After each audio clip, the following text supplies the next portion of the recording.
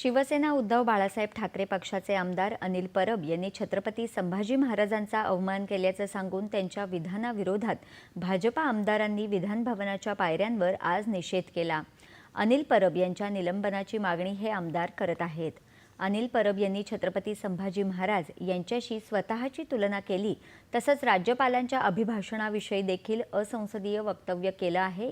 याबाबत परब यांनी माफी मागावी अशी मागणी भाजपा आमदार प्रवीण दरेकर यांनी विधिमंडळ परिसरात पत्रकारांशी बोलताना केली। तर छत्रपती संभाजी महाराजांचा अपमान मी कधीच करू शकत नाही।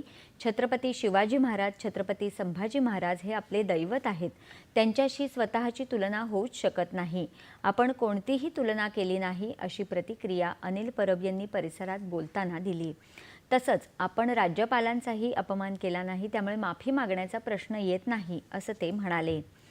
राज्यात वाढत असलेल्या महिला अत्याचाराच्या घटना, बेपत्ता तरुणी आणि महिलांचे वाढते प्रमाण यावर महिला दिनाच्या पार्श्वभूमीवर महाविकास आघाडीच्या आमदारांनी विधिमंडळाच्या पायऱ्यांवर आज सरकार विरोधात जोरदार घोषणाबाजी करत निदर्शनं केली। मंत्री जयकुमार गोरे आणि राज्यमंत्री योगेश कदम यांच्या राजीनाम्याची मागणी करत जोरदार घोषणाबाजी केली आणि लाडक्या बहिणींची फसवणूक केल्याप्रकरणी सरकार विरोधात जोरदार निदर्शने केली।